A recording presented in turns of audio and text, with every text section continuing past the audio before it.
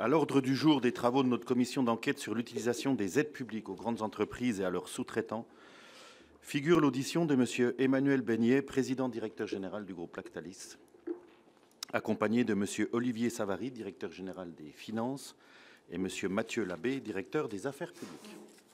L'audition de ce jour est enregistrée et diffusée en direct et elle fera l'objet d'un compte-rendu sur le site du Sénat. Monsieur le Président directeur général, avant de vous donner la parole, je vous rappelle qu'un faux témoignage devant notre commission d'enquête est passible des peines prévues aux articles 434-13, 434-14 et 434-15 du Code pénal. Je vous remercie par ailleurs de nous faire part de vos éventuels liens d'intérêt en relation avec l'objet de la commission d'enquête, outre bien évidemment vos fonctions dans le groupe Lactalis. Merci. Je vous demanderai d'allumer les micros quand vous parlez parce que c'est transmis et enregistré. Donc, merci, Monsieur le Président directeur général. Je vous invite tous trois également à prêter successivement serment de dire toute la vérité, rien que la vérité, en levant la main droite et en disant « Je le jure ». Je le jure. Je le jure. Je le jure. Merci. Notre commission d'enquête, dont les membres ont été nommés le 15 janvier dernier, poursuit trois objectifs principaux. Tout d'abord, établir le coût des aides publiques octroyées aux grandes entreprises, entendues comme celles employant plus de 1000 salariés et réalisant un chiffre d'affaires net mondial d'au moins 450 millions d'euros par an, ainsi que le coût des aides versées à leurs sous-traitants. Ensuite, déterminer si ces aides sont correctement contrôlées et évaluées, car nous devons veiller à la bonne utilisation des deniers publics. Enfin, réfléchir aux contreparties qui pourraient être imposées en termes de maintien de l'emploi au sens large, lorsque des aides publiques sont versées à de grandes entreprises qui procèdent ensuite à des fermetures de sites, prononcent des licenciements, voire délocalisent leur activité. Nous avons entendu quelques entreprises dans le secteur de l'agroalimentaire comme Danone ou Unilever. Nous avons estimé utile de vous entendre, car le groupe Lactalis est le premier groupe laitier mondial et joue un rôle essentiel dans nos territoires ruraux. Présent dans 51 pays, vous comptez 85 500 collaborateurs et commercialisez des marques bien connues de nos concitoyens comme Président, Lactel, Galbani. Après une présentation succincte de l'activité de votre groupe, nous aimerions connaître votre sentiment, Monsieur le Président directeur général, sur les aides publiques aux entreprises. Quelques questions pour guider vos propos. Quelles sont les principales différences entre les aides versées en France et celles octroyées dans les pays où votre groupe est présent ? Quel est le montant global des aides publiques reçues par votre groupe en 2023 en France? En particulier, quel est le montant des subventions? Quel est le panorama des producteurs de lait qui travaillent pour vous et de vos sous-traitants? Avez-vous le sentiment que les aides publiques aux entreprises sont suffisamment suivies et évaluées en France? Quelles sont, selon vous, les aides dont l'efficacité est avérée, celles dont l'efficacité est plutôt douteuse? Quelles seraient vos propositions pour renforcer l'efficience des aides octroyées aux entreprises? Seriez-vous favorable à l'introduction de conditions ou de critères qui permettent d'évaluer l'efficacité des aides? Et enfin, quelles devraient être alors les limites à la conditionnalité de ces aides? Je vous propose, Monsieur le Président directeur général, messieurs, de traiter ces questions dans un propos liminaire d'une vingtaine de minutes, puis notre rapporteur Fabien Gay vous posera quelques questions pour approfondir certains points, et enfin, les membres de la commission d'enquête pourront également vous interroger s'ils le souhaitent. Monsieur le Président directeur général, messieurs, je vous cède la parole. Merci. Monsieur le Président, Monsieur le rapporteur, Mesdames et Messieurs les sénateurs, je vous remercie de me donner cette opportunité de parler devant vous et de m'exprimer aujourd'hui face à cette commission d'enquête. Et au nom, je vous parlerai au nom du groupe Lactalis que je dirige depuis maintenant 25 ans. Donc quelques petites introductions sur Lactalis. Donc Lactalis est avant tout une aventure familiale qui a débuté avec mon grand-père André Beignet qui a créé la société en 1933 à Laval en Mayenne. Elle s'est poursuivie avec mon père Michel Beignet et elle reste aujourd'hui toujours fidèle à ses fondations, l'exigence de la qualité, l'ancrage local, un savoir-faire unique et une passion pour les produits que nous fabriquons. Nous avons toujours eu la conviction que les produits laitiers sont des produits d'avenir. Premier groupe laitier mondial, premier groupe agroalimentaire français, 9e au niveau mondial pour l'agroalimentaire, Nous sommes, au-delà de ces chiffres, nous avons développé le groupe sans renier nos principes. Nous sommes une entreprise cotée, familiale, non cotée, pardon, à capital familial. Nous cultivons un modèle entrepreneurial fondé sur le long terme. Ce choix nous distingue. Il nous permet de réinvestir l'essentiel de nos résultats dans l'outil industriel, l'innovation, l'emploi et le développement international, sans nous éloigner de notre cœur de métier, la transformation laitière. Alors que certains se sont diversifiés vers d'autres segments de marché, nous avons fait toujours le pari des produits laitiers. Le lait est une matière vivante, complexe, exigeante. Nous avons développé une expertise unique pour transformer cette matière première en produits sains, bons et surtout accessibles, et sous toutes les formes, du fromage, lait de consommation, crème, beurre et aussi ingrédients laitiers, avec des marques, comme vous l'avez dit, connues, comme Président, Lactel, Galbani, mais aussi Lardamer et Société, parmi les 250 marques du groupe qui sont présentes dans le monde. Notre modèle repose sur 4 piliers essentiels. La maîtrise industrielle, avec un ancrage fort en France, mais aussi dans chaque pays où nous opérons. Une stratégie de croissance externe raisonnée, construite sur l'idée que chaque acquisition s'inscrit dans la durée. Le respect des identités fromagères et laitières locales. Nous ne cherchons pas à uniformiser, mais à valoriser les terroirs, les savoir-faire et les goûts. Enfin, un ancrage territorial profond, à commencer par notre siège, toujours basé à Laval, en Mayenne, là où tout a commencé. Nous ne sommes pas une multinationale, mais une entreprise multilocale. Notre présence dans 50 pays s'appuie sur un principe fondamental. Nous produisons localement ce que nous vendons localement, ce qui est consommé localement, avec de la matière première locale. En 2024, Lactalis a franchi pour la première fois le seuil des 30 milliards de chiffre d'affaires. Et nous avons aussi un programme d'investissement qui a atteint plus d'1 milliard d'euros cette année, en progression de 14% par rapport à l'année dernière. Plus de 300 millions d'euros ont été investis en France en 2024, ce qui représente une hausse de 25% sur les 6 dernières années.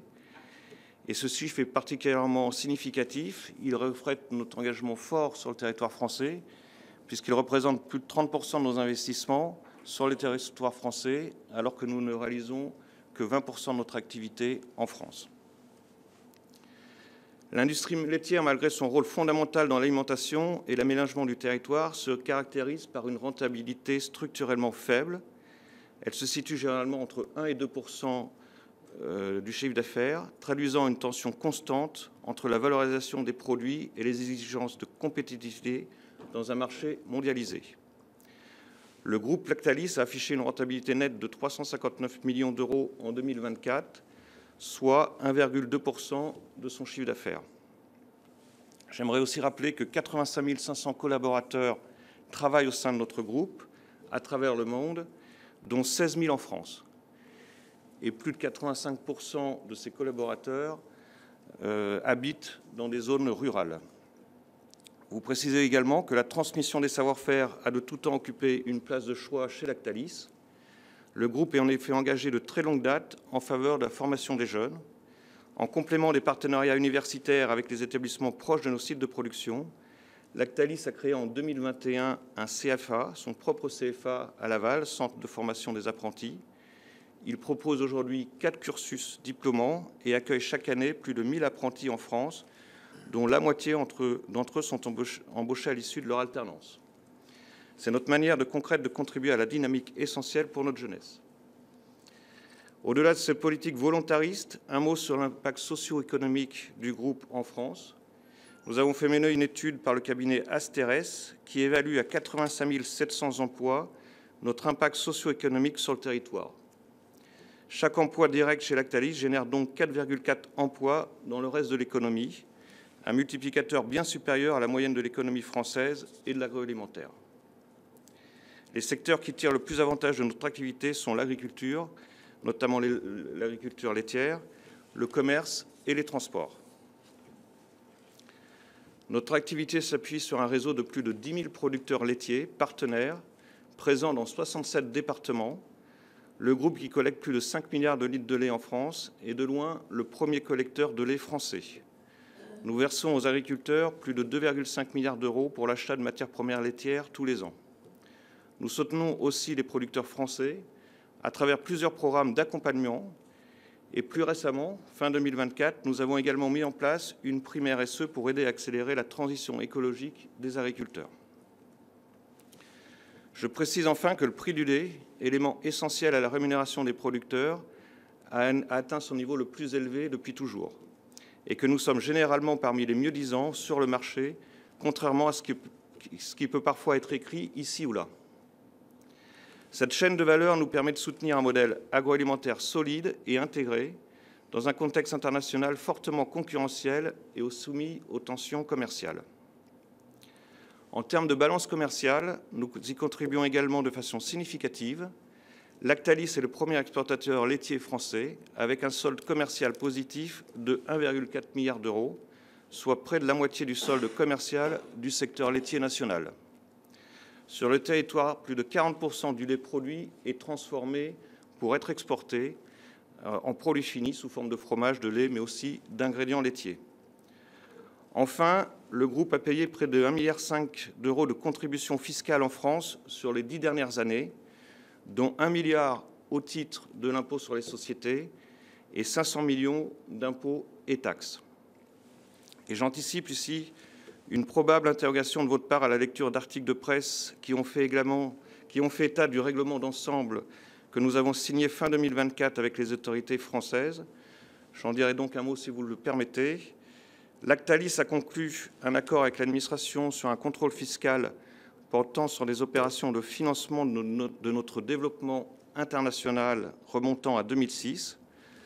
Ce type d'accord, appelé règlement d'ensemble, est pratiqué par l'administration sur des sujets complexes marqués par une forte incertitude juridique. Malgré le différend d'interprétation, j'ai préféré régler le passé pour me tourner vers l'avenir. Et pour en revenir aux travaux de votre commission, centrés sur les aides publiques, et avant de passer la parole au directeur financier du groupe, je voudrais préciser que Lactalis a perçu en 2023 un montant de 18,7 millions d'euros au titre des aides publiques, ce qui représente 0,6% de notre chiffre d'affaires et ce qui est relativement faible. Et je laisse à M. Savary le soin de vous préciser ces montants.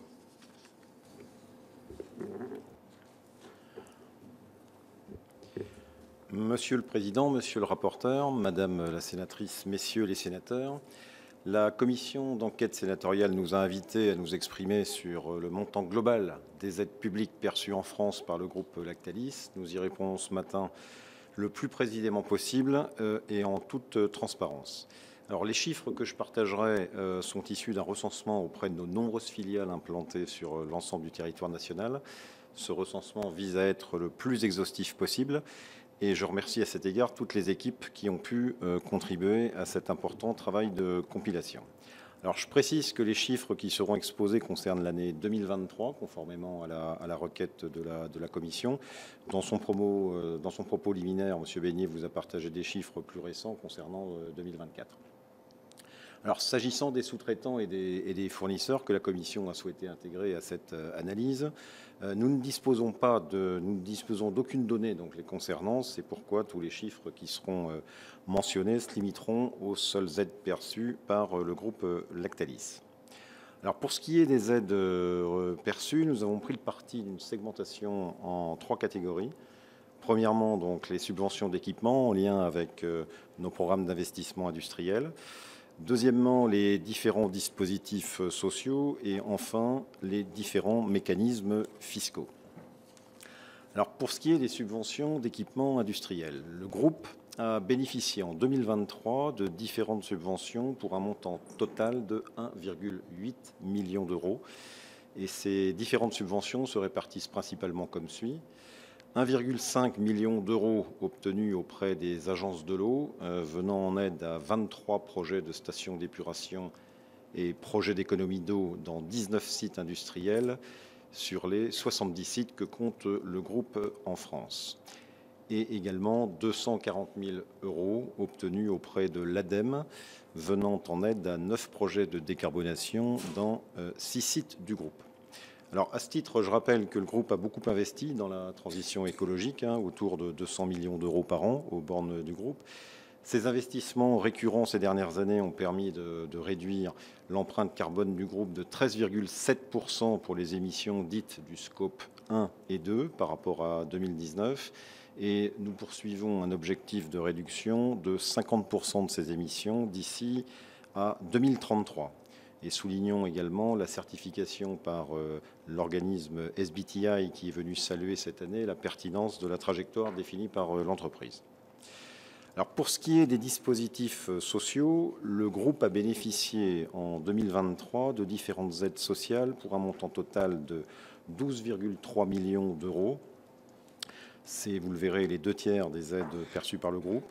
Et ces aides se répartissent comme suit: 9,9 millions d'euros au titre des réductions générales des cotisations sociales patronales et 2,4 millions d'euros au titre d'aide à l'embauche de 1120 jeunes alternants en lien avec la volonté du groupe d'encourager l'apprentissage. Et enfin, pour ce qui est des dispositifs fiscaux, le groupe a bénéficié en 2023 de différents crédits d'impôt pour un montant total de 4,6 millions d'euros. Ces crédits d'impôt se répartissant de la manière suivante: 2,1 millions d'euros au titre du crédit d'impôt recherche, 2,4 millions d'euros au titre de réduction d'impôt mécénat, ces réductions d'impôt étant essentiellement indexées sur des dons alimentaires, et enfin 100 000 euros au titre de divers autres dispositifs. Alors en résumé et en synthèse, le groupe Lactalis a donc perçu sur l'année 2023 1,8 million d'euros d'aides relatives à des investissements industriels, 12,3 millions d'aides relatives aux dispositifs sociaux et 4,6 millions d'aides relatives aux dispositifs fiscaux, soit un ensemble d'aides perçues de l'ordre de 18,7 millions d'euros. Alors, au cours des précédentes auditions, la Commission a semblé sensible au montant brut des aides perçues par les grandes entreprises. Elle s'est également montrée sensible et intéressée à la contribution de ces grandes entreprises à l'économie française. C'est pour cette raison, si vous le voulez bien, que je prendrai quelques minutes pour illustrer le poids relatif de ces aides au regard des différentes contributions du groupe Lactalis à l'économie française. Alors, pour mettre les choses en perspective, retenons qu'en 2023, le groupe Lactalis a réalisé un chiffre d'affaires total mondial de 29,5 milliards d'euros pour un résultat net après impôt de 428 millions d'euros pour 2023, je le rappelle. Alors, pour anticiper une éventuelle question sur le taux effectif d'impôt du groupe, je précise à votre commission que le taux effectif d'impôt en 2023 du groupe était de 25% au total. Il est en cela équivalent au taux de l'impôt sur les sociétés en France actuellement en vigueur. Alors, concernant les subventions d'investissement, j'ai mentionné que les aides perçues par le groupe en 2023 s'élevaient à 1,8 million d'euros. Sachez qu'en 2023, le groupe a investi en globalité plus de 920 millions d'euros dans l'ensemble de ses outils industriels dans le monde. Sur cette enveloppe, 250 l'ont été en France. Alors, ramené à ces investissements réalisés en France, les subventions perçues représentent donc 0,7% des sommes investies. Si nous portons l'analyse sur les 5 dernières années, entre 2020 et 2024, sur cette période, le groupe a continuellement augmenté ses investissements en France. C'est une enveloppe globale de 1,150 milliard d'euros qui a été dépensée sur 2020 à 2024. Et sur cette même période 2020 à 2024, le montant total des aides cumulé s'est élevé à 9 millions d'euros, soit un niveau d'aide de l'ordre de 0,8%, très proche finalement de la seule analyse de 2023. Alors, concernant les aides sociales, j'ai mentionné que les aides perçues par le groupe en 2023 s'élevaient à 12,3 millions d'euros. En 2023, le groupe Lactalis employait 15 900 personnes en France. La masse salariale du groupe s'est élevée à 650 millions d'euros, auquel il convient d'ajouter 300 millions de cotisations sociales patronales, soit un coût total supporté de l'ordre de 950 millions d'euros. Les aides sociales perçues à hauteur de 12,3 millions d'euros ont donc représenté 1,3% du coût de la masse salariale totale supportée par le groupe. Et enfin, concernant les dispositifs fiscaux, j'ai mentionné que les aides perçues par le groupe en 2023 s'élevaient à 4,6 millions d'euros. Ces aides sont à mettre en perspective d'une charge fiscale totale supportée en 2023 de l'ordre de 110 millions d'euros, dont 55 millions au titre de l'impôt sur les sociétés, année grevée par un résultat faible s'expliquant par l'érosion continue de nos marges, et 55 millions au titre des autres impôts et taxes, notamment de production. Alors, ramenés à ces sommes, les crédits d'impôt obtenus ont donc représenté 4,3% de la charge fiscale totale. Et pour conclure, et en écho aux propos introductifs de M. Beignet, je crois qu'il est utile de rappeler et de partager 2 derniers chiffres avec la Commission. Sur les 10 dernières années, l'impôt sur les sociétés payé par le groupe en France a dépassé le milliard d'euros.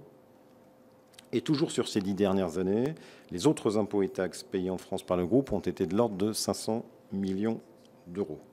Voilà, j'en ai terminé pour cet exposé chiffré.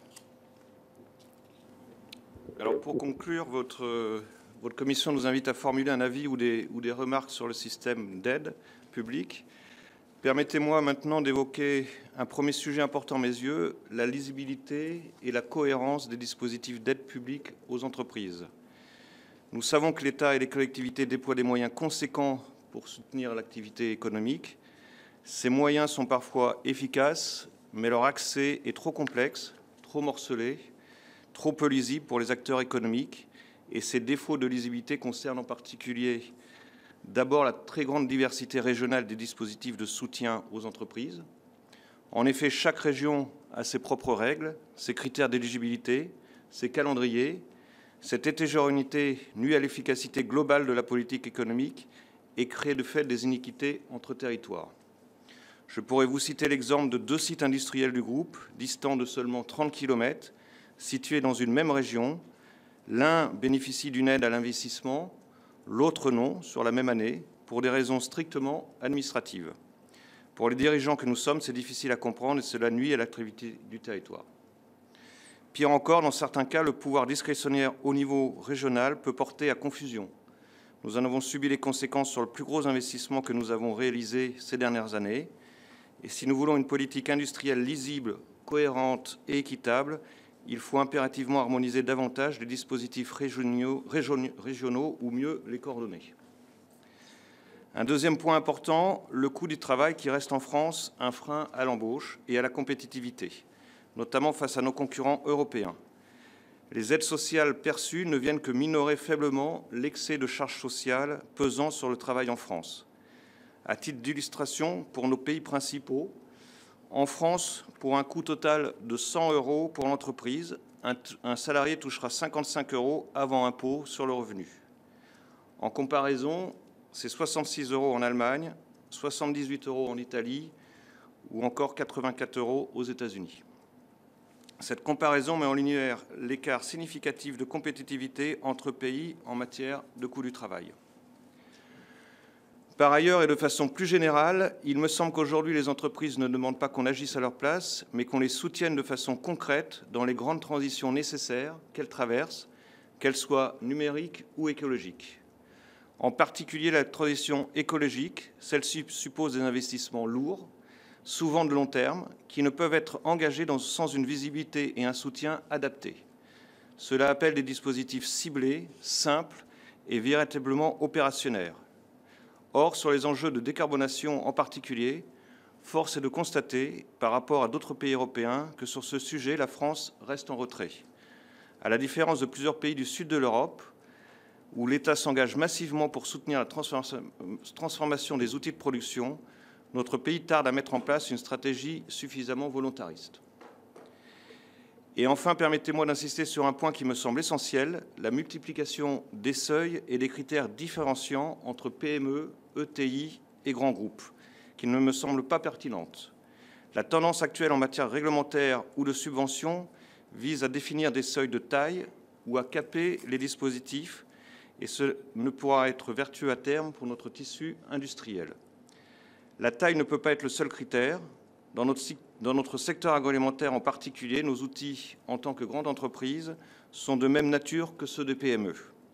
La distorsion en termes d'attribution des subventions crée une déformation des règles du marché. Il me semble plus opportun de raisonner en termes de filière ou de secteur lorsqu'on pense les aides publiques. À cela s'ajoute la nécessité de ne pas pénaliser la France dans la compétition européenne. Nous devons veiller à maintenir une équité avec nos voisins qui parfois ont des dispositifs plus simples, plus rapides et mieux calibrés. Ma conviction est claire, ce dont nous avons besoin aujourd'hui, ce n'est pas d'un accroissement des subventions, mais d'un allègement des charges, d'une simplification des contraintes, d'une réduction des exigences en matière de reporting pour toutes les entreprises. Il faut aussi entendre une perception largement partagée par les entreprises. Si les aides publiques doivent pouvoir constituer un levier de transformation ou une forme de soutien à l'investissement, très souvent elles ne sont en réalité qu'une forme de compensation face aux charges excessives qui peuvent peser sur elles. Cela crée une forme de décalage. Les aides sont perçues non pas comme un appui stratégique, mais comme un correctif temporaire à un environnement trop contraignant. Je pense que cette logique défensive affaiblit leur portée. Et si nous voulons redonner du sens à des dépenses publiques en faveur des entreprises, il est essentiel à mes yeux de travailler en parallèle sur la stabilité et la lisibilité du cadre fiscal. L'un ne peut durablement compenser l'autre. Voilà, Monsieur le Président, Monsieur le rapporteur, les quelques mots liminaires. Merci, Monsieur le Président Directeur Général, pour ces précisions et la volonté d'exhaustivité de la part de vous et de vos directeurs. Merci à vous trois. Sans plus tarder, je vais laisser la parole à notre rapporteur qui, à mon avis, a quelques questions pour approfondir certains points. Merci. Merci, Monsieur le Président, Monsieur Beignet, messieurs. Merci d'abord de vos propos introductifs, de l'effort de transparence. Donc ma première question, et vous venez d'y répondre, c'est êtes-vous pour la transparence des aides publiques? Je ne vois qu'il n'y a aucun problème pour vous, ce qui n'a pas toujours été le cas d'ailleurs de votre société, faut-il le dire, parce que pendant plusieurs années, vous avez refusé de déposer vos comptes. Donc je vois qu'il y a une amélioration et je pense que c'est très bien dans un souci de débat démocratique et de recréer du lien entre le monde de l'entreprise et l'ensemble de nos concitoyens et concitoyennes. Notre commission d'enquête, elle porte sur l'utilisation de l'argent public par les grandes entreprises et leurs conséquences sur la sous-traitance. Donc ma première question va aller sur là, parce que grosso modo, bon, vous êtes, j'ai bien entendu le mot, pas une multinationale, une multilocale. Enfin bon, 30 milliards d'euros, on dépasse un peu la PME familiale, comme vous aimez le dire, mais grosso modo, vous êtes un collecteur de lait et on pourrait dire que l'ensemble des agriculteurs qui travaillent quasiment pour vous sont en conséquence vos sous-traitants.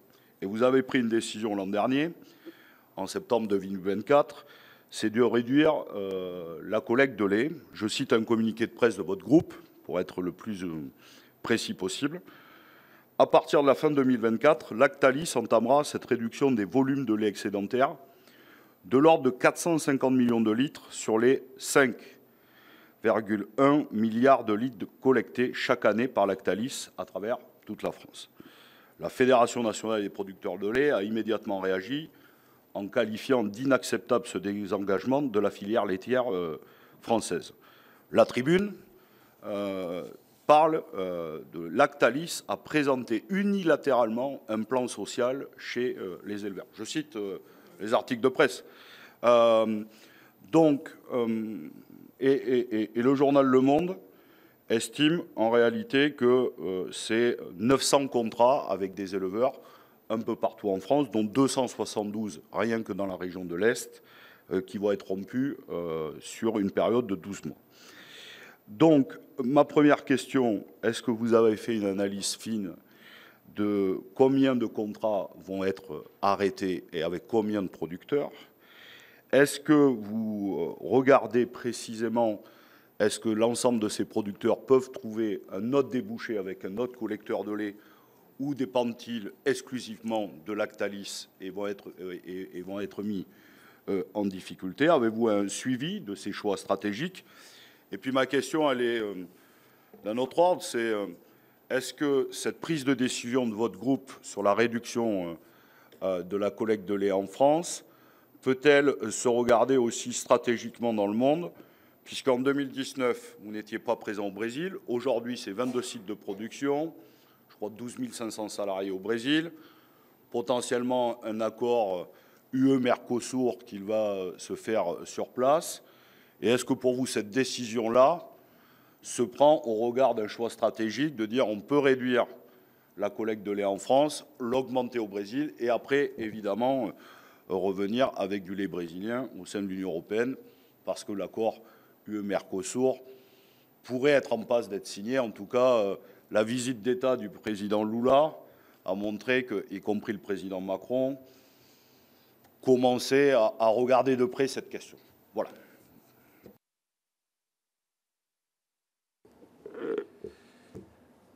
Alors, tout d'abord, l'engagement de Lactalis auprès de la filière laitière, il a été constant, et notamment la filière laitière française, hein, qui est un peu particulière dans l'ensemble de Lactalis.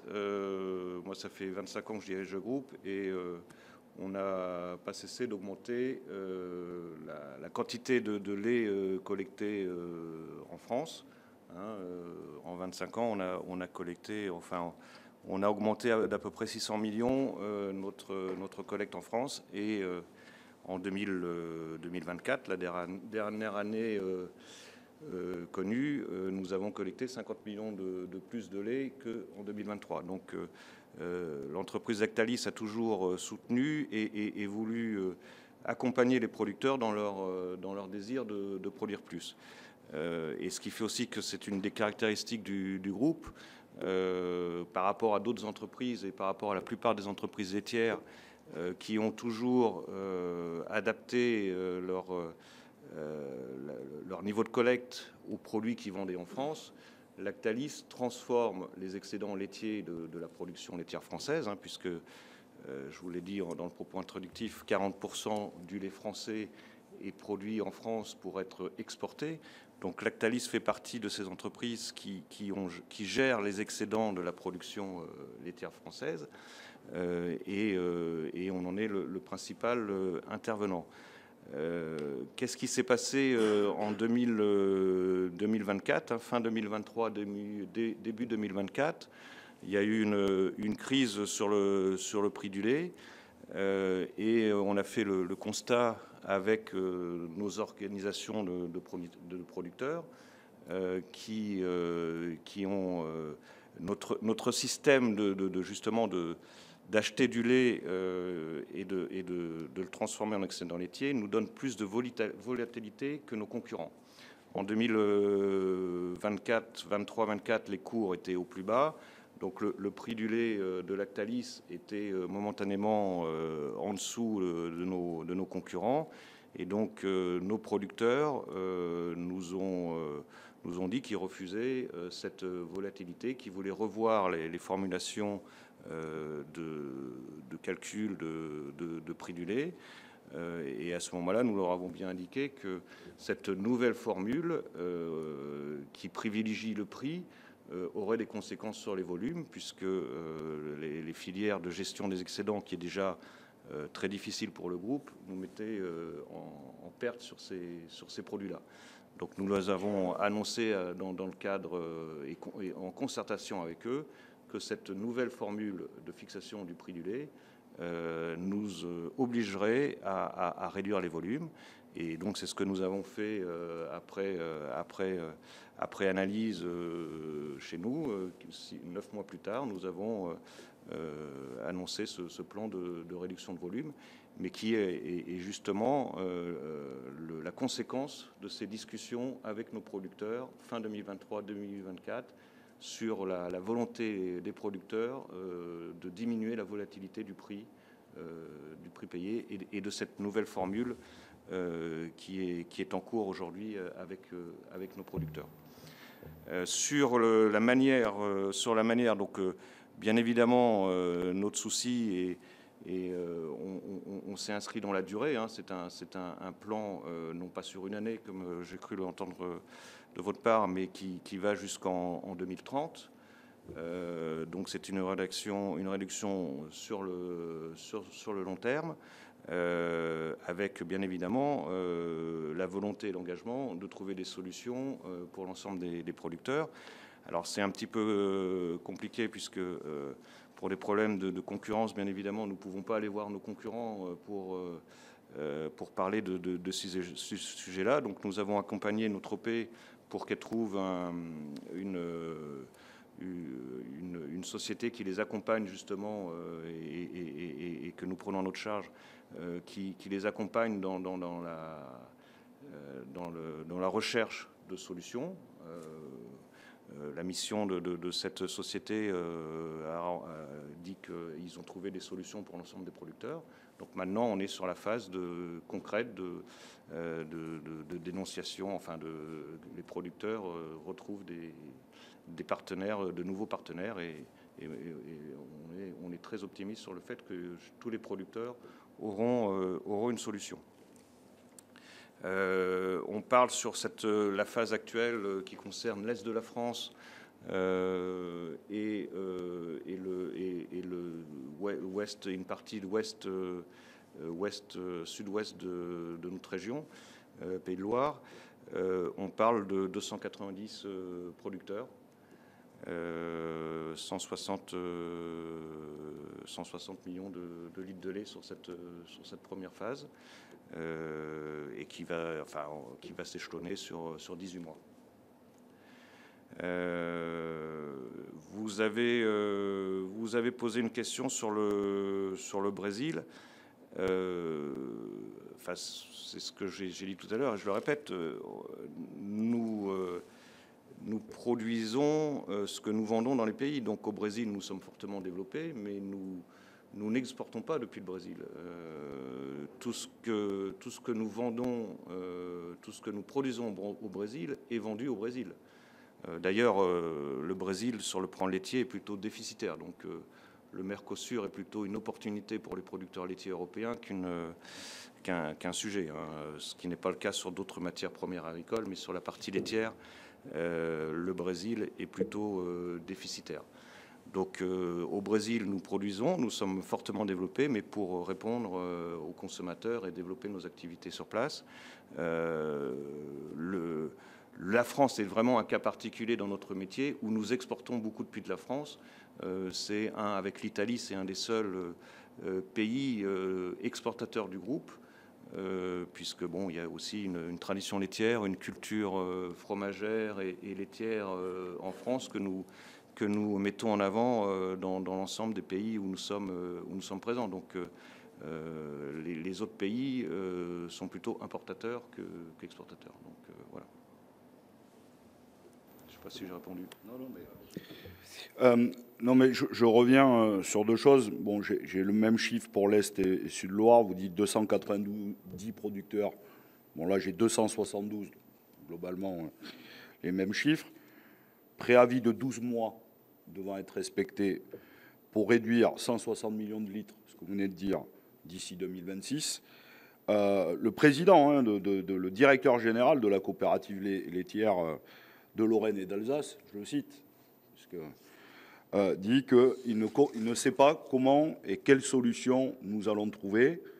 Il dit que c'est unilatéralement un plan social de votre part qui porte sur 9% de la collecte de lait, extrêmement dur. Surtout qu'on est dans des endroits, et vous le rappelez, vous êtes attaché au très local. C'est parfois des régions très locales, parfois reculées, où Lactalis a une emprise extrêmement forte. Globalement, ces collecteurs de lait le font quasiment que pour vous. Et donc, on voit mal, même accompagné d'une entreprise, quel autre concurrent va-t-il pouvoir retrouver pour la débouchée de son lait. Et je me rappelle 2018, c'est la première fois et la seule fois où nous nous sommes vus.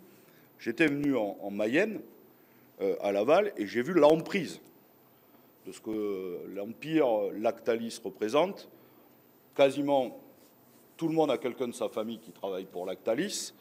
Et globalement, j'avais visité à l'époque un certain nombre de producteurs de lait qui nous disent si demain Lactalis nous lâche, nous sommes mis en très grande difficulté. Donc au-delà de ça, moi, je vous repose la question, est-ce que les 900 producteurs de lait à l'échelle France, c'est à peu près ça? À peu près. Et est-ce que et quel suivi vous allez avoir? Vous nous dites que vous êtes attaché les services d'une entreprise, mais globalement, plus concrètement, quels débouchés, mis à part Lactalis, vont-ils pouvoir trouver? Ou est-ce que c'est en réalité 900 producteurs qui vont se voir mettre en très grande difficulté. Et sur le Brésil, j'en reviens, même si c'est deux sujets peut-être pas complètement liés, aujourd'hui, c'est vrai. Le Brésil n'est pas un exportateur, vous êtes en train de monter en gamme au Brésil. Je crois que vous êtes le troisième, peut-être demain le premier. Non, la question, c'est l'horizon. C'est-à-dire, là, aujourd'hui, c'est le marché local et brésilien, qui est déjà grand comme le continent européen, évidemment. Mais c'est demain. Si demain, avec les accords Mercosur, il y a des tarifs de douane qui vont être abaissés sur un certain nombre de produits, est-ce qu'il sera plus favorable de collecter le lait là-bas, de le transformer et de venir l'exporter vers l'Union européenne plutôt que de le produire ici? C'était plutôt ça la question, c'est-à-dire votre vision d'avenir. Parce que quand on dirige un groupe comme le vôtre, aussi puissant, j'imagine qu'on a une vision d'avenir. Donc c'était plus ça la question que celle d'aujourd'hui très actuelle. Je vais juste, si vous le permettez, rajouter un petit détail sur le premier point, mais qui a son importance. Moi qui suis sénateur au Saunois, la décision de Lactalis, c'est sur 4 millions de litres collectés en Haute-Saône.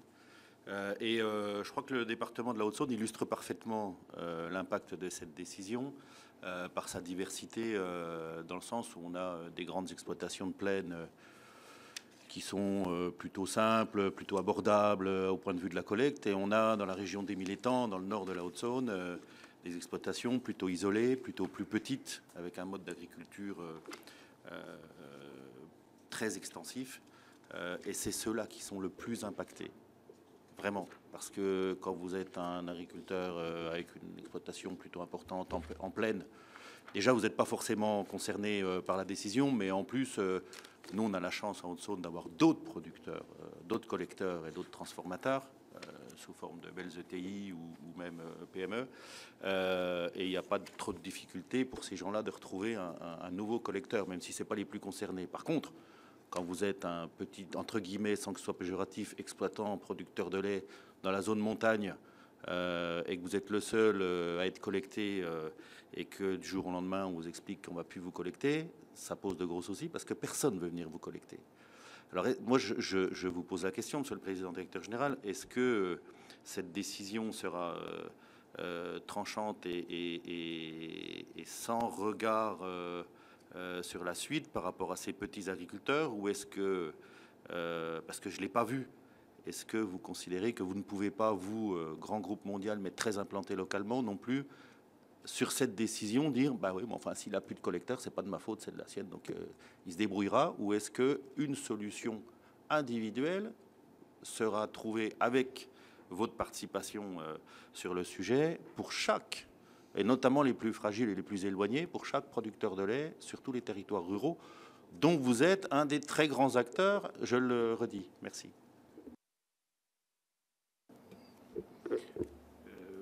Enfin, c'était une décision importante pour le groupe et lourde et qu'on suit bien évidemment tous les jours. Enfin, je répète ce qu'on a dit à l'époque et publiquement. Nous veillerons à ce qu'il y ait une solution pour tous les producteurs et on est assez confiant dans les retours qu'on a à la fois et d'ailleurs, l'UNEL, l'opération, a fait un communiqué de presse hier en disant qu'il y avait une solution pour tous les producteurs. Donc, nous sommes assez confiants sur la faisabilité de retrouver pour chaque producteur une solution. Et par rapport à ce que vous disiez tout à l'heure, effectivement, les contrats sont de l'ordre de 12 mois. Mais nous, ce que nous avons fait, c'est justement que nous avons redonné plus de longueur par rapport au cadre légal. Déjà, nous avons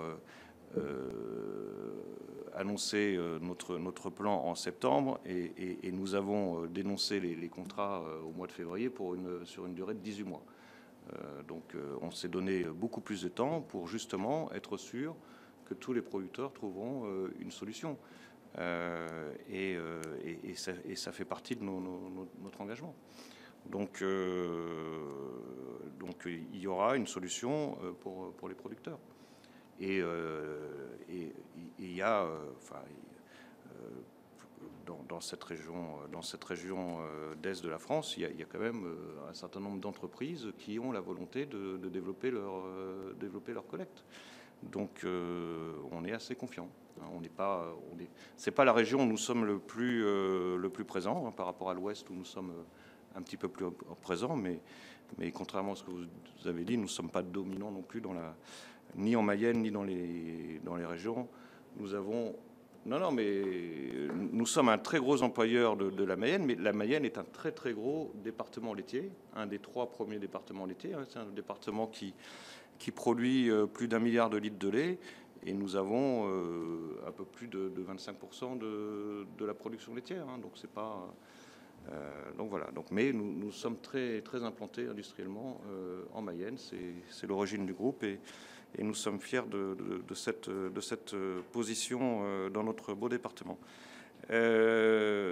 Sur le Brésil, c'est un immense pays avec 200 millions de consommateurs. Donc nous, notre objectif, c'est de nous développer sur place, d'apporter notre expertise. Nous sommes leader des produits laitiers au Brésil. Et il y a un formidable potentiel de consommation. Donc, vous savez, vous parlez de la crainte du Brésil pour l'export mondial. Les pays exportateurs dans le monde, c'est plutôt la Nouvelle-Zélande. Et nous, en tant qu'entreprise, on était notamment plutôt opposé à l'accord de libre-échange qui s'est conclu il y a 2-3 ans avec la Nouvelle-Zélande, qui est là pour le coup un pays plutôt exportateur et qui n'est pas un pays consommateur, donc, et qui est un pays qui économiquement, du fait de son modèle très extensif, est un pays compétitif. Ce qui n'est pas le cas du Brésil, qui est un pays aujourd'hui où la production laitière est très petite. Voilà. Bon, j'imagine que des collègues auront d'autres questions, mais de toute façon, la baisse de collecte et le fait que le marché français européen reste stable va faire qu'à un moment donné, si vous ne le collectez plus en France, il va devoir, par vous ou par d'autres concurrents, être importé d'ailleurs. C'est plutôt théorique et basique. Moi, j'ai une dernière question avant de laisser, parce qu'on est beaucoup, donc je ne veux pas... Voilà, j'en garde une pour la fin.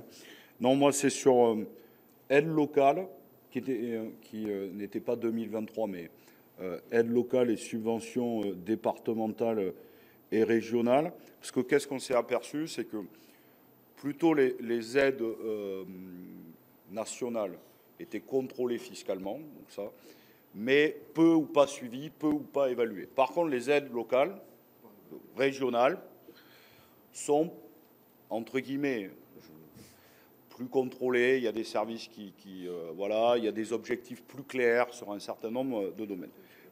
Permettez-moi d'en citer 3, un rappel, mais qui n'était pas, pour qui illustre aussi votre rapport, évidemment, avec les territoires. Toutes sont connues, donc il n'y a pas de piège. C'est plutôt dans la presse quotidienne régionale, même si 2 ont fait plusieurs articles dans la presse nationale. Dans le Calvados, le Conseil général du Calvados avait prévu une subvention de 250 000 € pour l'extension de l'usine Lactalis de Saint-Martin-des-Entrées. Cependant, cette aide a été suspendue en raison de préoccupations concernant les pratiques de l'entreprise, les conditions de travail des producteurs de lait locaux et les enjeux environnementaux. En Mayenne, chez vous, en 2020, la région Pays de la Loire a accordé une subvention de 840 000 € à Lactalis pour la modernisation d'une usine à Mayenne visant à créer une nouvelle unité de production de caséine. Ce projet a permis la création de 2 emplois, soit un coût de 420 000 € par emploi, ce qui a fait beaucoup parler, causer dans la presse régionale. Enfin, en Bretagne, entre 2016 et 2017, la région Bretagne vous a attribué 2,3 millions de subventions pour le développement du cygne de Rothières. Cependant, ces subventions ont été critiquées en raison de la pollution de la rivière de la Seiche par l'usine qui a rejeté des eaux contenant des niveaux élevés de nutriments. Moi, ma question est, est-ce qu'un groupe comme le vôtre, aussi puissant, a-t-il besoin aussi, aux côtés d'aides nationales et des différents dispositifs qui vous sont accordés à vous, comme à n'importe quelle autre entreprise, donc il n'y a pas de question. Est-ce qu'on ne pourrait pas concentrer d'abord les aides départementales et régionales plutôt aux TPE, PME, plutôt qu'aussi à des grands groupes comme le vôtre? C'est une question qui peut se poser. Et la deuxième question, est-ce que vous ne pensez pas que lorsqu'il y a des questions en lien avec soit les conditions de travail, soit des enjeux environnementaux, le fait que quand on est sanctionné, c'est-à-dire au bout d'un périple judiciaire, est-ce que vous considérez qu'une entreprise peut continuer à toucher des subventions, notamment lorsqu'il y a une atteinte grave à la question environnementale, par exemple, et sociale, et ou sociale, pardon, et ou sociale. Et je rajouterai un dernier point sur les aides locales. Est-ce que vous avez parlé de la complexité, de la diversité d'accessibilité aux aides, notamment régionales? Est-ce que une proposition, par exemple, de dire pour tout ce qui est aide régionale, enfin pas pour les aides régionales, pour des aides d'État, tout ce qui est aide publique d'État, création d'un guichet unique, la préfecture de région. Et tout passe par là, instruction, contrôle, derrière. Est-ce que c'est une idée qui vous paraît intéressante? Merci. Alors, j'avais un peu répondu dans mon propos liminaire hein, sur votre question sur plutôt les grands groupes par rapport aux PME. Hein. Donc, moi, je suis plutôt opposé, sachant que dans notre métier, nous avons des fromageries qui sont exactement de la même taille que les PME et qui sont en concurrence frontale avec les PME. Nos clients sont demandeurs de compétitivité. Et donc, moi je suis favorable à ce qu'il y ait une équité entre les aides, quelle que soit la taille.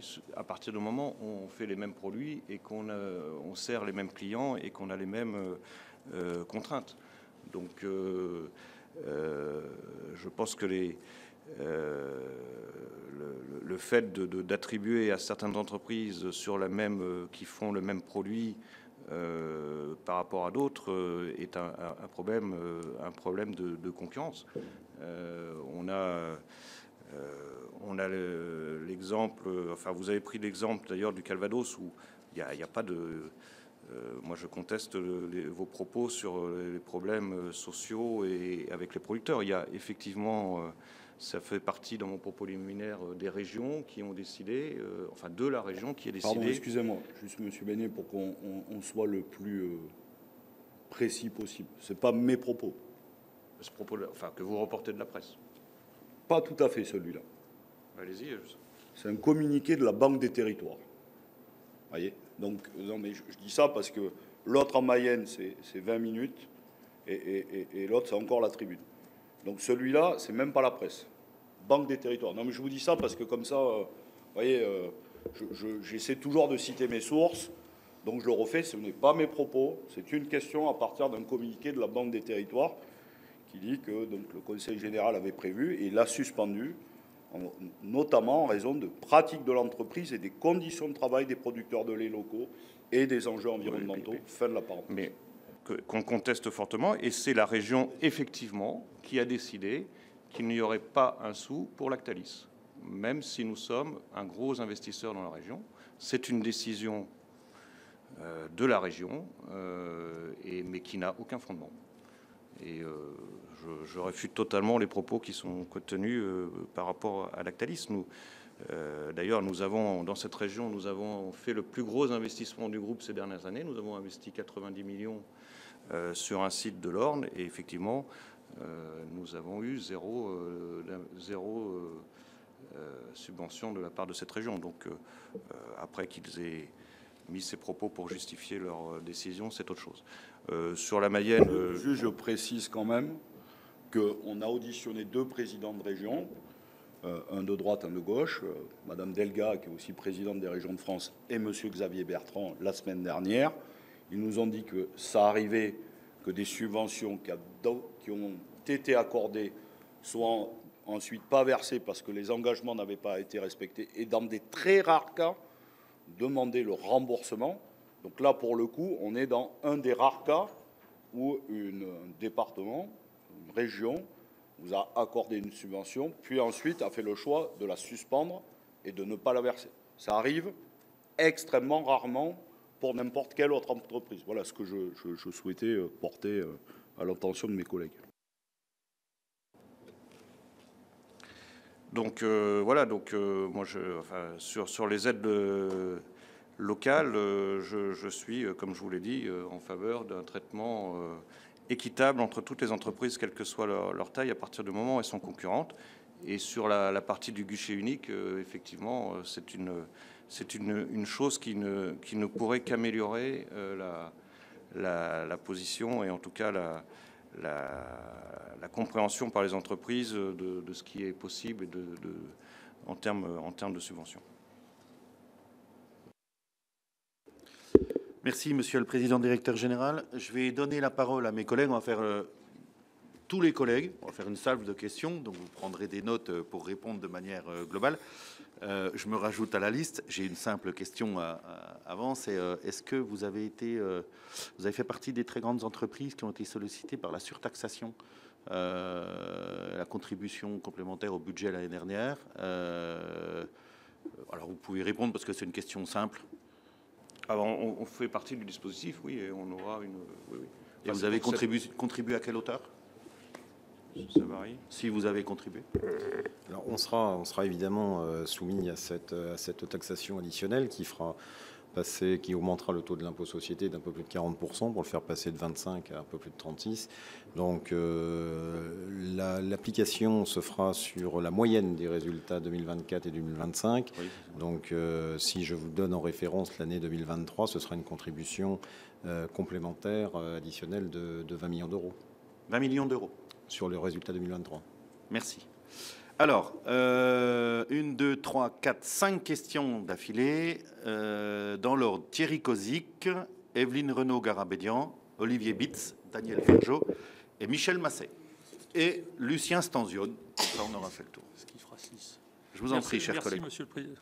Vous m'entendez? Je suis un peu loin des micros. Merci, Monsieur le Président.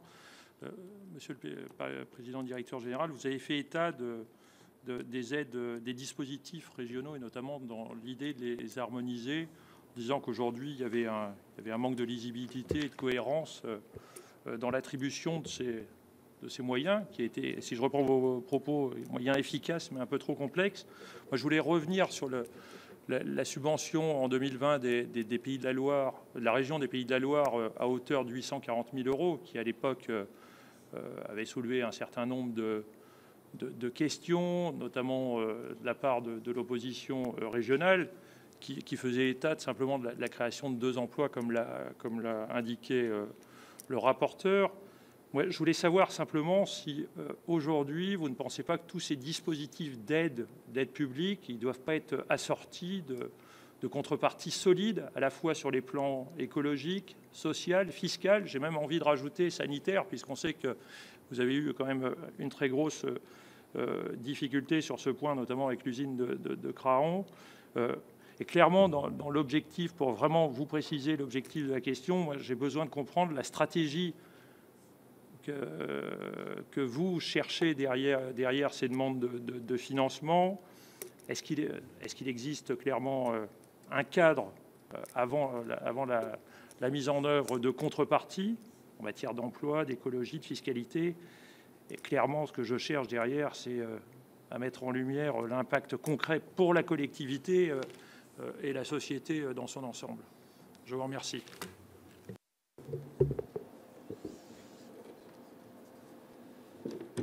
Merci, Monsieur le Président.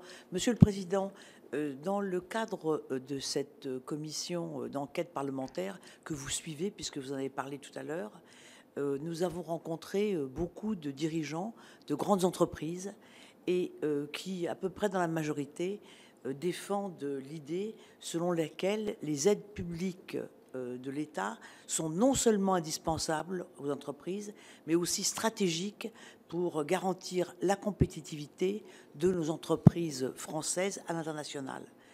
Ils invoquent notamment ce que vous avez commencé à dire tout à l'heure, la nécessité de compenser les écarts de fiscalité entre différents pays, de soutenir l'innovation ou encore de préserver l'emploi industriel sur le territoire national.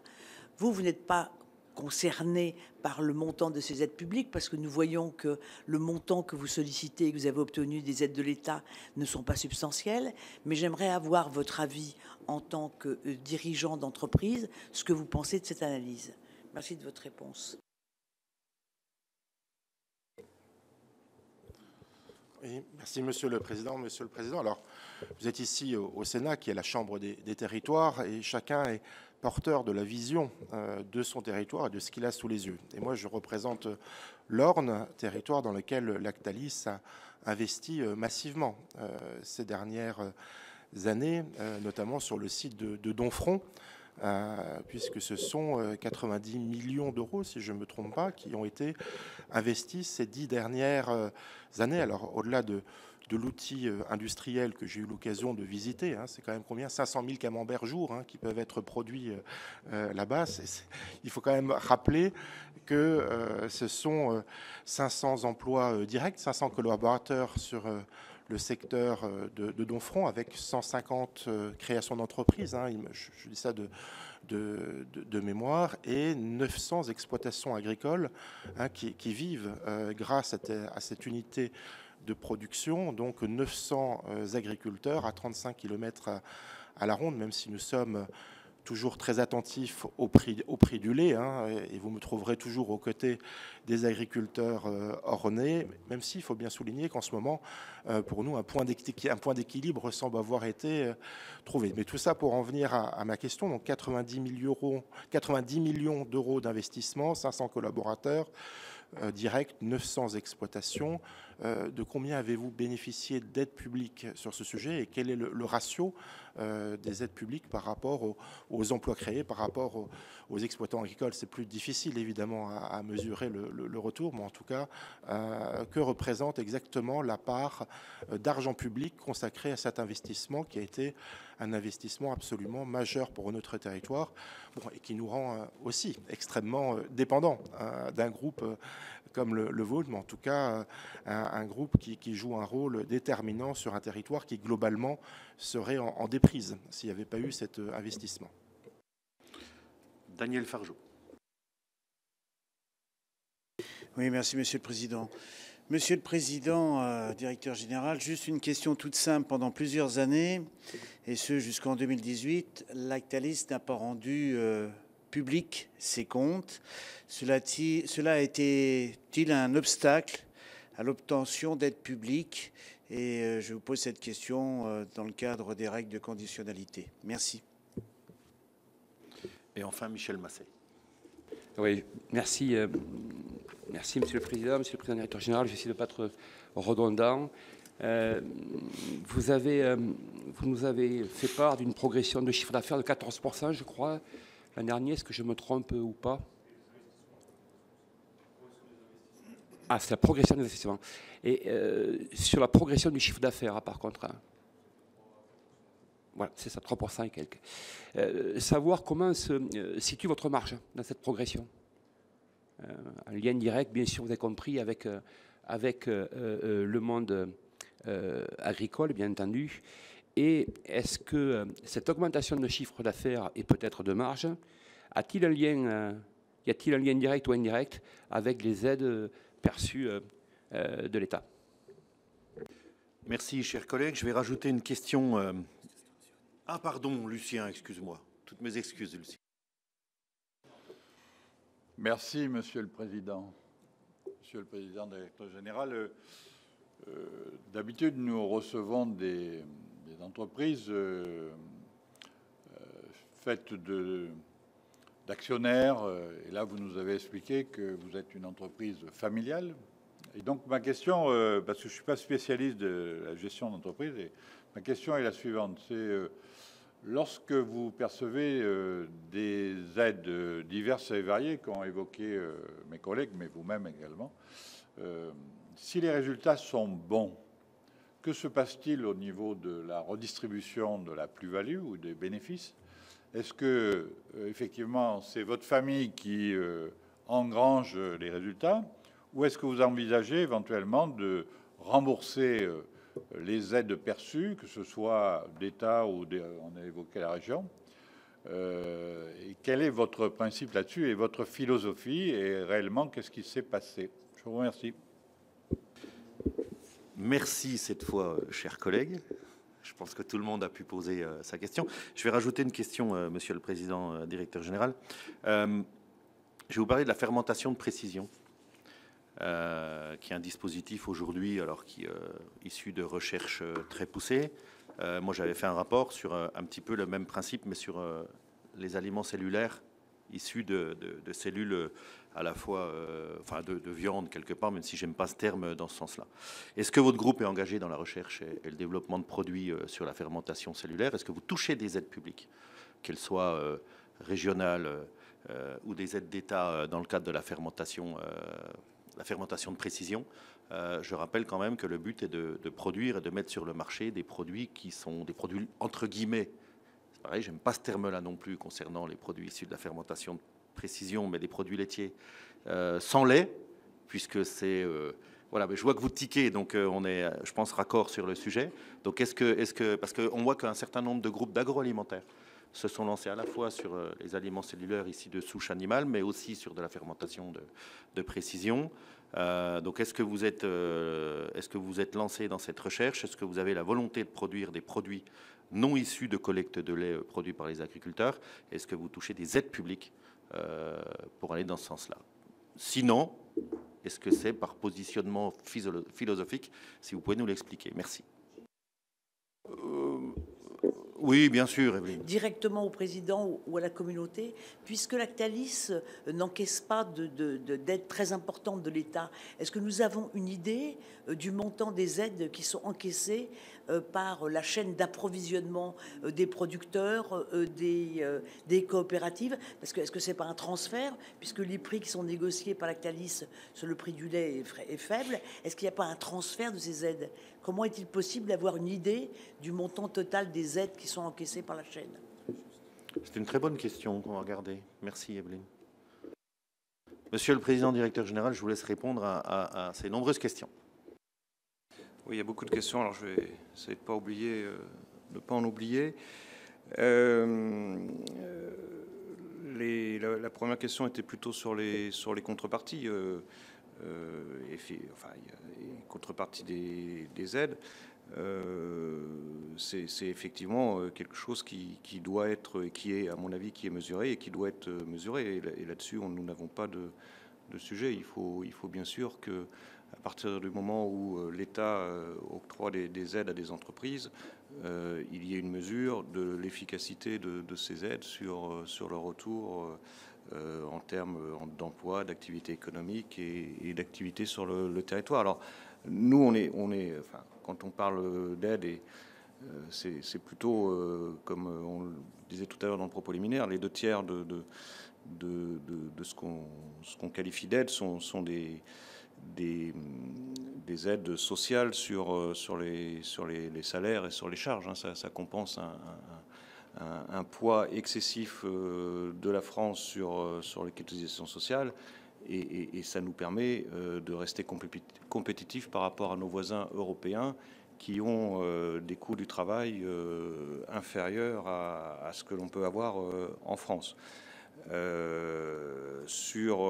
avez évoqué, puisque vous êtes un élu des Pays-de-la-Loire, cette aide de 840 000 euros, elle a permis de graver dans le marbre un outil vieillissant à Mayenne, qui datait des années 70.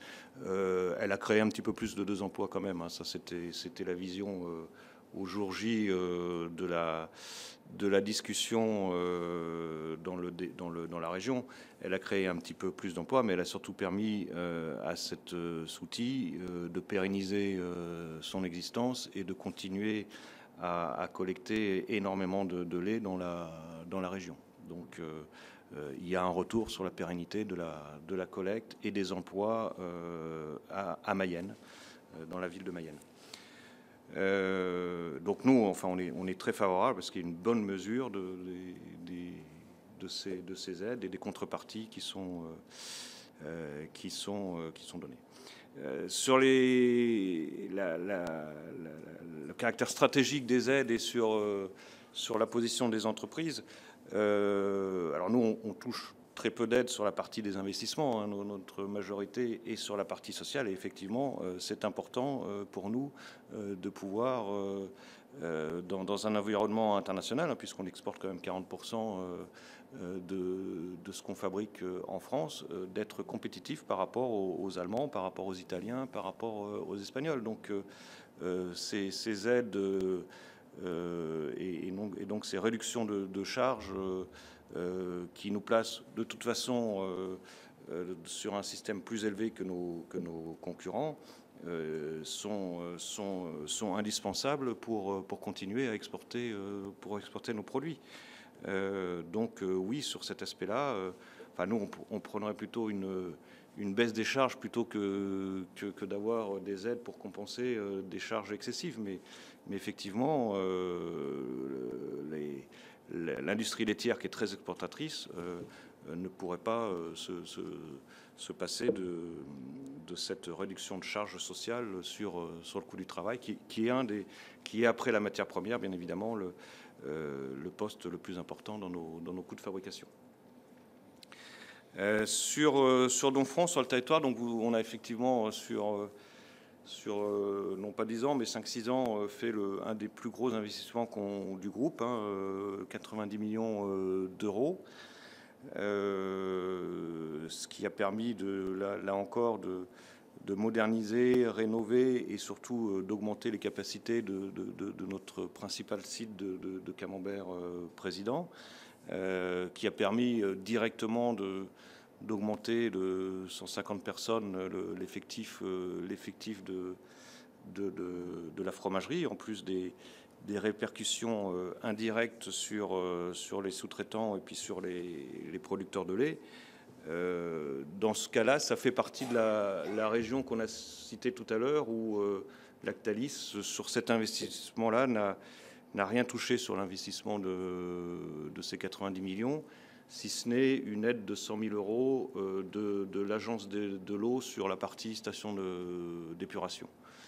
Donc, sur un investissement de 90 millions, on a touché 100 000 euros d'aide de l'eau, d'aide de l'agence de l'eau, sur ce qui n'a pas été le cas d'ailleurs de nos concurrents dans le même département, sur des investissements moindres qui ont touché beaucoup plus de subventions. Donc voilà, on a augmenté l'emploi, on a pérennisé la collecte, même développé un petit peu la collecte sur la région, et on a investi 90 millions sur 5-6 ans sans aide publique. Vous aviez une question sur l'accroissement de notre chiffre d'affaires. Hein. L'accroissement de notre chiffre d'affaires, si on parle de l'année dernière, il est lié à la fois à une augmentation de nos prix et de nos volumes, essentiellement. Vous savez, on est sur, comme je disais, une industrie qui a de très très faibles marges, hein, moins de 2% de résultats nets. Donc la totalité de l'augmentation de nos prix est liée à la hausse de nos coûts, notamment de la matière première. Hein. Le prix du lait au niveau mondial et en France en particulier a augmenté en 2024. Donc on a répercuté une partie de ces prix. Nos marges en 2024 n'ont pas été meilleures, voire un peu moins bonnes qu'en 2023. Donc c'est vraiment et les aides donc qui sont essentiellement sur le social font partie de notre coût, de la réduction d'un coût du travail excessif en France. Il y avait une question sur l'entreprise familiale. Donc on est effectivement une entreprise qui a fait le choix de réinvestir en permanence les résultats de l'entreprise dans le développement de l'entreprise. Donc il n'y a aucun lien entre les aides qu'on toucherait et une quelconque redistribution. Donc la politique de l'entreprise a été de réinvestir en permanence dans le développement, enfin la politique de la famille, dans le développement de l'entreprise. Sur la partie des techniques de précision ou enfin des nouvelles molécules qui pourraient apparaître, non pas pour faire du lait, mais pour faire quelques molécules comparables ou quelques protéines surtout, hein, quelques protéines comparables, oui, de la caséine, comparables, mais de loin au lait.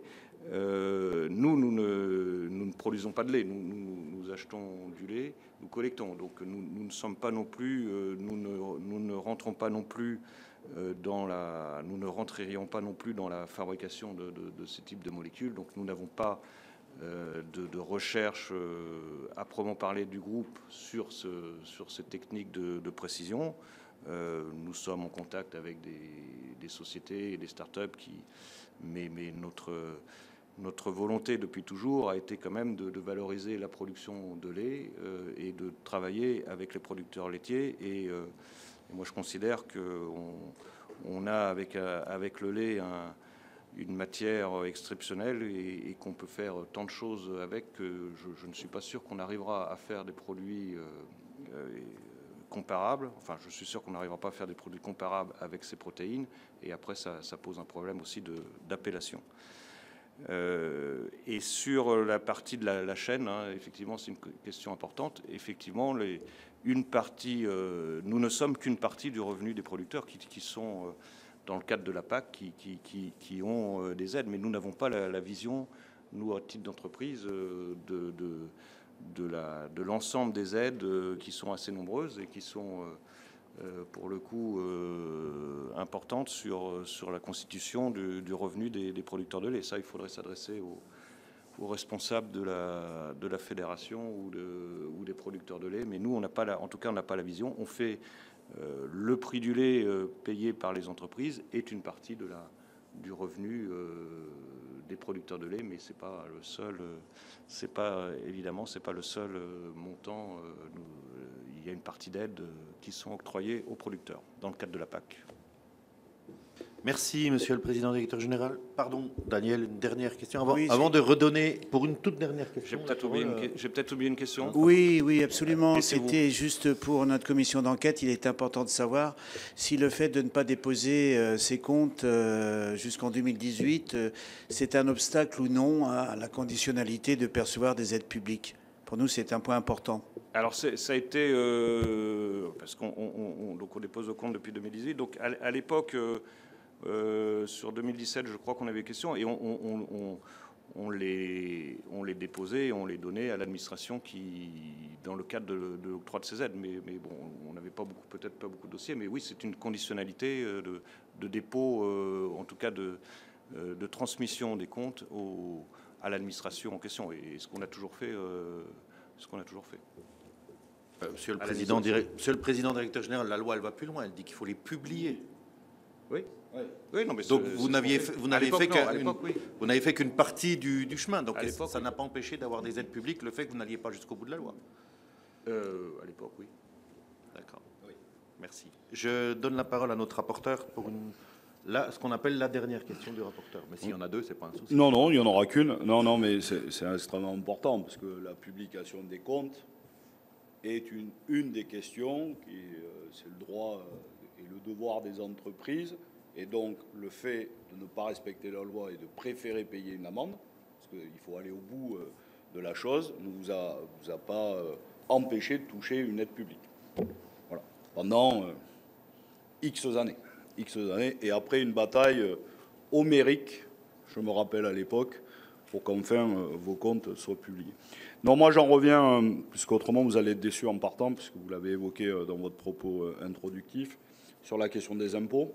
Moi, je voulais savoir si le règlement des différends entrait dans le 1 milliard d'euros d'impôts payés. Et permettez-moi de dire que c'est un peu plus complexe que ce que vous nous avez dit en disant, bon, ben, j'ai préféré payer, c'est un petit arrangement parce que les règles sont complexes.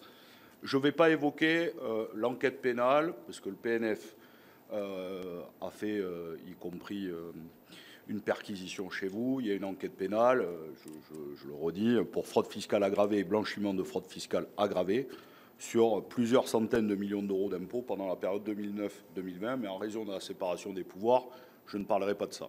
Je parlerai donc du règlement du conflit avec le fisc à hauteur de 475 millions d'euros. Sur la période 2006-2019, quand le différend avec le fisc s'est ouvert, juste pour rappeler à tout le monde, parce que c'est un peu plus complexe que ce que vous avez dit.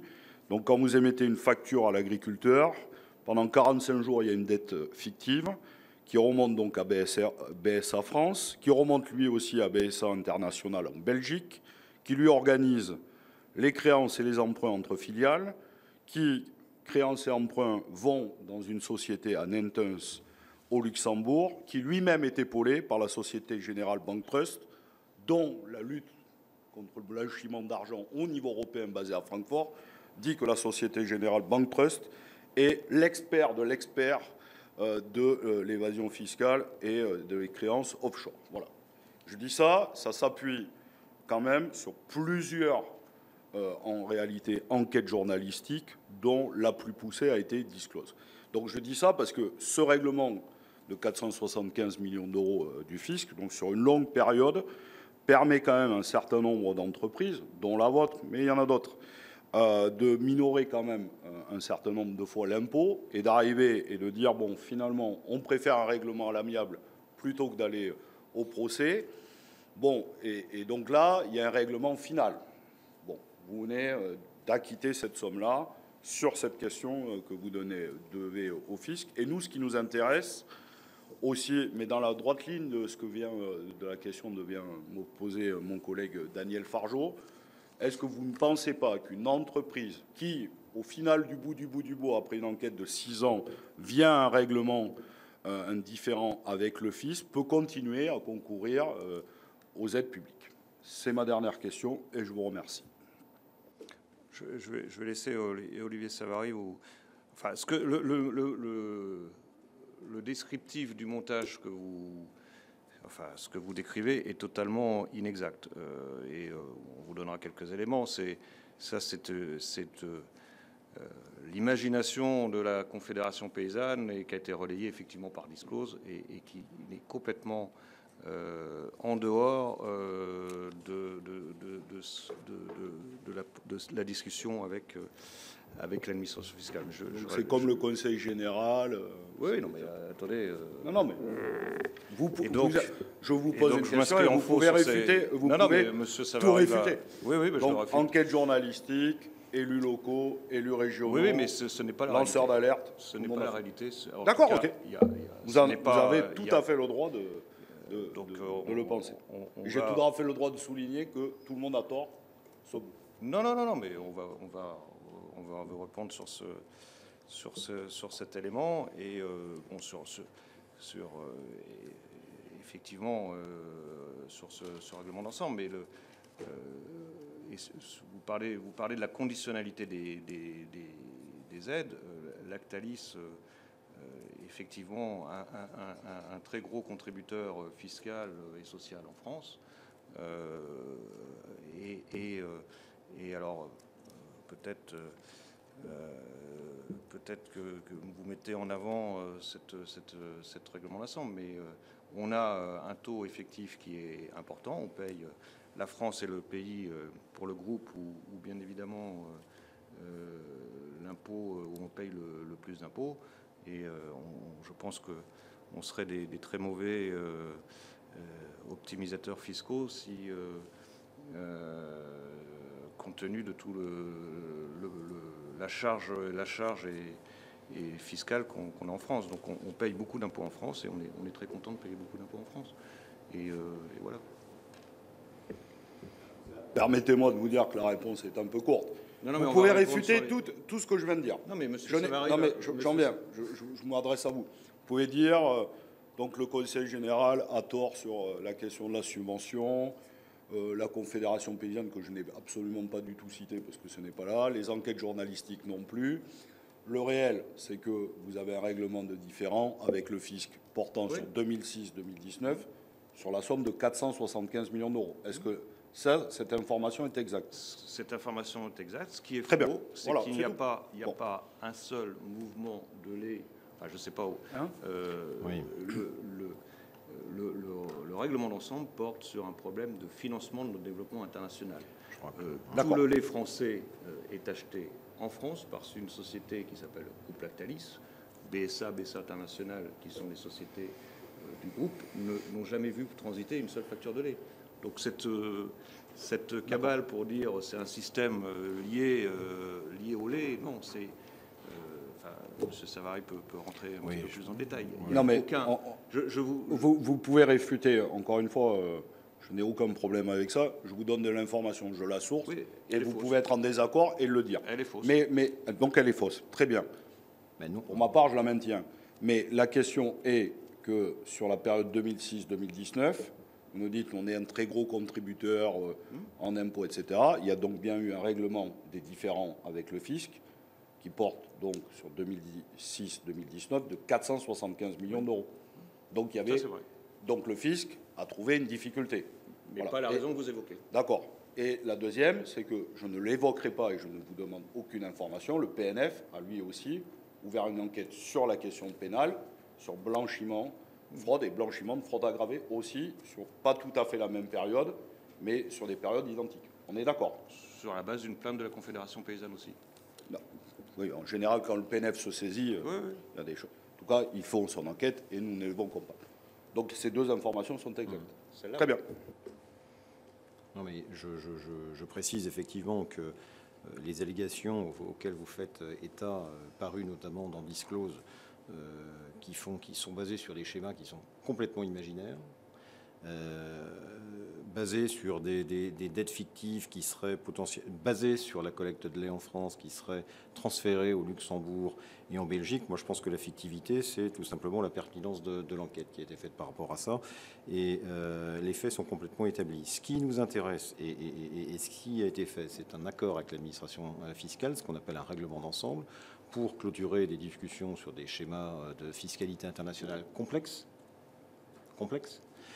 qui met fin au contentieux et qui nous évite à un moment donné une sorte d'incertitude juridique. De quoi on parle en réalité? On parle de structures qui n'interviennent en rien dans la collecte du lait en France, mais qui sont intervenues en 2006 pour participer au financement du développement international du groupe.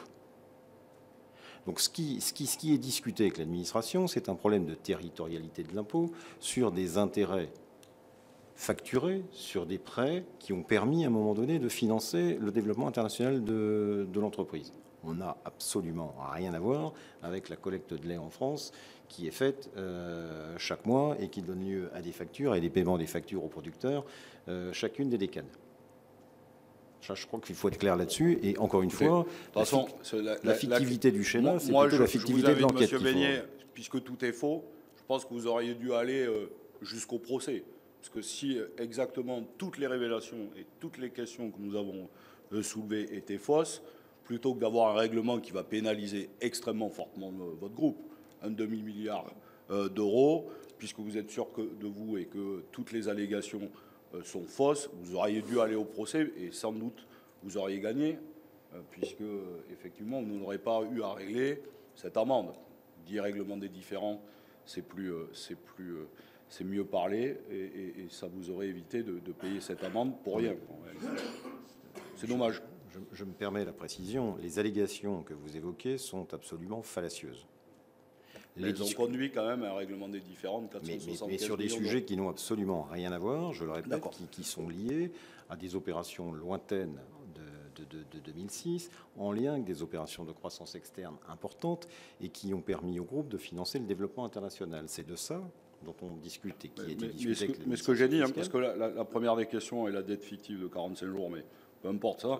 Mais le fait que vous remontiez de BSA France à BSA International, que l'ensemble des filiales se prêtent de l'argent et les créances, et puisse faire... Non, mais je veux dire, le montage, on ne va pas y entrer. Vous montage est extrêmement long. Vous faites état d'un montage imaginaire que vous avez pu... quand même un règlement des différentes... Non, mais c'est sur des sujets qui n'ont absolument, si vous me permettez, monsieur le rapporteur, rien à voir. Il faut quand même rétablir un certain nombre de vérités. Et si l'administration a, à un moment donné, accepté de rentrer dans des discussions, dans une transaction, dans un règlement d'ensemble, c'est que les incertitudes juridiques pesaient de part et d'autre et qu'on a souhaité, en responsabilité, s'éviter des démêlés judiciaires pour se concentrer sur le développement international. Je crois que c'est ça qu'il faut dire. Et par rapport à votre première question, je voulais préciser que ces 475 millions ne font pas partie du milliard de contributions dont on parle. Hein, c'est pour ça que je vous dis qu'on est dans tous les cas un contributeur important. 1,5 milliard alors. Non mais... Votre question était sur 23, donc on s'est arrêté à 23. Bien, ceci dit, ça prouve quand même que si les textes et la loi étaient beaucoup plus simples, ça prêterait moins à interprétation et donc moins à discussion. Si les textes vous concernant le litige avaient été beaucoup plus simples et beaucoup plus carrés, moi je le prêche depuis longtemps, soit vous auriez triché, soit vous n'auriez pas triché, mais il n'y aurait pas eu d'interprétation possible. Et c'est quand même là qu'on a des gros soucis par rapport à l'interprétation des textes. Une question pour terminer sur le sujet, mais d'un point de vue aide publique. Est-ce que vous trouveriez normal que quand il y a forte suspicion de fraude, tous les dossiers d'aide publique aux entreprises soient suspendus, comme on a pu le faire dernièrement dans la proposition de loi sur la lutte contre les aides publiques, notamment MaPrimeRénov' ou les certificats d'économie d'énergie, où on a introduit le fait que quand il y a une forte suspicion de fraude, les organismes d'État peuvent suspendre tous les dossiers, l'instruction de tous les dossiers d'aide publique, repris après s'il y a, entre guillemets, si l'affaire est blanchie. Et moi, je considère même qu'une fois qu'il y a eu condamnation, paiement, pour moi, il n'y a plus lieu d'être, et qu'après, on reprend et que ça donne possibilité de ressolliciter des aides publiques, ça ne me pose aucun souci. Mais quand il y a forte suspicion, et qu'il y a donc un dossier qui est instruit sur des fraudes, qu'elles soient fiscales, sociales, écologiques, environnementales, etc., est-ce que vous trouveriez normal que tous les dossiers d'aide publique soient pendant ce temps-là suspendus, comme on l'applique aux très petites entreprises dans le bâtiment sur MaPrimeRénov' ou aux particuliers? Enfin, il faut regarder au cas par cas. Moi, j'ai pas de. Je parle de forte suspicion qui entraîne une enquête poussée, quoi. Voilà, là où il y a quand même un souci. Au moins suspension pendant ce temps-là. Pourquoi pas? Moi, j'ai pas de souci là-dessus. Il n'y a pas de problème. Bien. Est-ce qu'on peut considérer que tout le monde a eu la réponse à ces questions? Merci beaucoup, Monsieur le Président, Directeur Général. Merci, Messieurs les directeurs, pour vos propos qui alimenteront, il ne faut aucun doute, utilement nos réflexions. Vous avez bien évidemment la faculté, comme on l'a dit, de nous transmettre par écrit un certain nombre de documents ou d'informations qu'on n'aurait pas pu avoir et qu'on n'a pas forcément évoquées. Merci sincèrement de votre disponibilité et de votre volonté de transparence. Merci, chers collègues. Bonne journée à tout le monde. Merci.